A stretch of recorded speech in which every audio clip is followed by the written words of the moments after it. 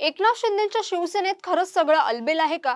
2 वर्षांपूर्वी उद्धव ठाकरेंच्या शिवसेनेला हादरे देणारे आमदार खासदारांची फौज घेऊन बाहेर पडणारे एकनाथ शिंदे आज स्वतःच्या पक्षातच वाढणाऱ्या नाराजीसमोर असहाय्य ठरत आहेत का? शिंदेचे सर्वात विश्वासू समजले जाणारे नेते उघडपणे नाराजी व्यक्त करू लागलेत.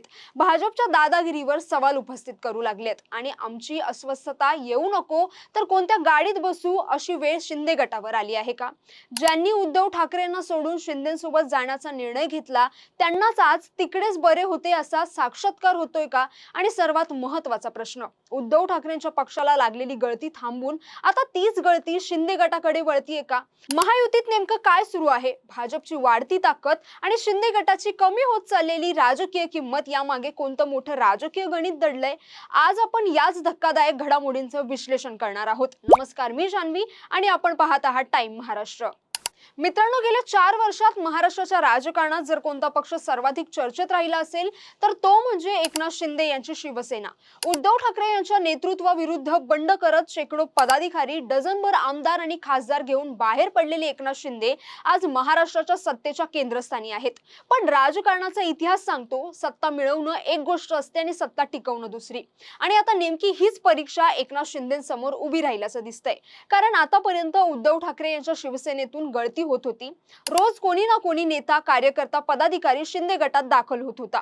पण आता पहिल्यांदा चित्र उलट दिसायला लागलं आहे. कारण नाराजी व्यक्त करणारे साधे कार्यकर्ते नाही तर स्वतः शिंदेचे अत्यंत विश्वासू समजले जाणारे दोन चेहरे आहेत. एक म्हणजे साताऱ्याचे शंभूराज देसाई आणि दुसरे म्हणजे मराठवाड्यातील प्रभावशाली नेते अब्दुल सत्तार. सर्वप्रथम शंभूराज देसाईंचा विषय समजून घेऊया. कारण शिंदे गटाच्या अंतर्गत धुसफुसीचा सर्वात मोठा स्फोट याच ठिकाणी झाला आहे. शंभूराज देसाई हे केवळ मंत्री नाहीत तर ते शिंदेच्या सातारा जिल्ह्यातील अत्यंत जवळचे सहकारी मानले जातात. बंडाच्या काळात ते शिंदेसोबत ठामपणे उभे राहिले, त्यामुळे त्यांची नाराजी ही साधी घटना नाही. काही दिवसांपूर्वी ते दरे गावात एकनाथ शिंदेंना भेटण्यासाठी गेले होते. जवळपास 1 तास बंद दाराआड चर्चा झाली. पण त्या बैठकीनंतर त्यांनी जे वक्तव्य केलं त्याने महायुतीत खळबळ उडाली. विधान परिषद निवडणुकीसंदर्भात शिवसेनेला कुठल्याही बैठकीत विचारलं जात नाही, निमंत्रण दिलं जात नाही आणि अशा परिस्थितीत आमची अवस्था येऊ नको तर कोणत्या गाडीत बसू अशी झाली आहे, असं शंभूराज देसाईंनी उघडपणे सांगितलं. हे विधान साधं नाही. ग्रामीण महाराष्ट्रात ही म्हण तेव्हाच वापरली जाते जेव्हा एखाद्या व्यक्तीला स्वतःच्या घरातच परक्यासारखी वागणूक मिळत असते. आणि आज जर शिंदे गटातील ज्येष्ठ मंत्री अशी भाषा वापरत असतील तर त्याचा अर्थ आतमध्ये काहीतरी गंभीर बिनसलं आहे. मुळात शंभूराज देसाईंची नाराजी नवीन नाही. गेल्या काही महिन्यात त्यांना वारंवार धक्के बसल्याची चर्चा आहे. विधान परिषद निवडणुकीत त्यांचं म्हणणं ऐकलं गेलं नाही. स्थानिक राजकारणात भाजपकडून त्यांना अडचणी निर्माण केल्या जात असल्याची भावना आहे. 2 सत्ता केंद्रांमध्ये अडकलेल्या शिवसेना मंत्र्यांची अवस्था दिवसेंदिवस बिकट होत चालल्याचं अनेकांना वाटतंय. आणि इथेच मोठा प्रश्न निर्माण होतो. जर स्वतः साताऱ्यातील आणि शिंदेच्या इतक्या जवळच्या नेत्याला ही अवस्था असेल तर इतर आमदारांची काय स्थिती असेल? आता दुसरे चेहरे आहेत अब्दुल सत्तार. मराठवाड्यात अब्दुल सत्तार हे एकनाथ शिंदेचे सर्वात विश्वासू शिलेदार म्हणून ओळखले जातात. शिंदेच्या पहिल्या दसरा मेळाव्यात मराठवाड्यातून हजारो लोक आणण्यात त्यांची मोठी भूमिका होती. बंडाच्या काळातही ते शिंदेसोबत ठाम उभे राहिले. पण आज त्यांच्याही संयमाचा बांध फुटताना दिसतोय.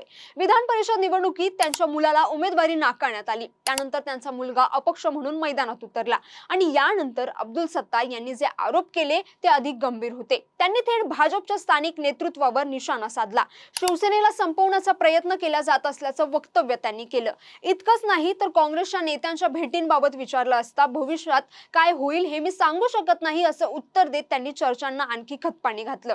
राजकारणात शब्दांपेक्षा संकेत महत्त्वाचे असतात आणि जेव्हा एखादा नेता भविष्यात काय होईल सांगू शकत नाही असं म्हणतो तेव्हा त्याचा अर्थ तो पूर्णपणे समाधानी नाही असा घेतला जातो. आता इथे एक गोष्ट लक्षात घ्या. शंभूराज देसाई आणि अब्दुल सत्तार या दोघांमध्ये एक समान धागा आहे. दोघेही शिंदेचे अत्यंत विश्वासू. दोघांनीही बंडाच्या काळात मोठा धोका पत्करला.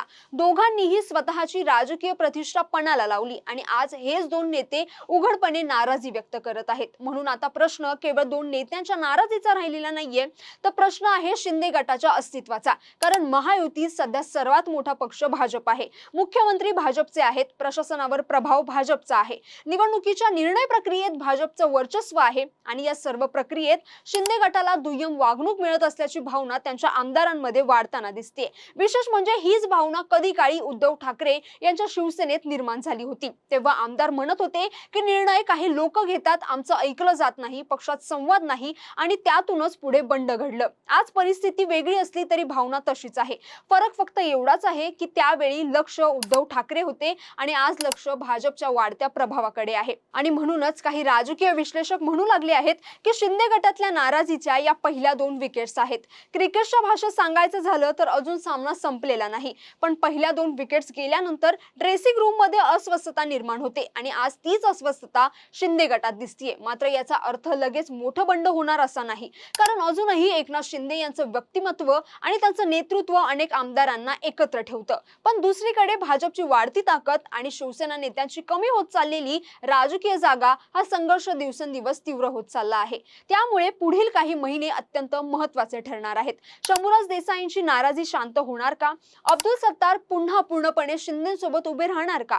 की या दोघांच्या नाराजीमुळे इतरही आमदार बोलायला सुरुवात करतील? आणि सर्वात महत्त्वाचं म्हणजे उद्धव ठाकरे यांनी जे काही 2022 मध्ये भोगलं त्याच राजकीय वेदना आता एकनाथ शिंदेंना अनुभवाव्या लागत आहेत का?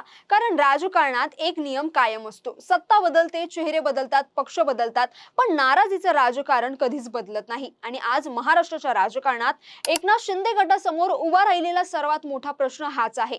उद्धव ठाकरेंच्या शिवसेनेला लागलेली गळती आता थांबतीये आणि आता तीच गळती शिंदे गटाच्या दारात येऊन उभी राहतीये का?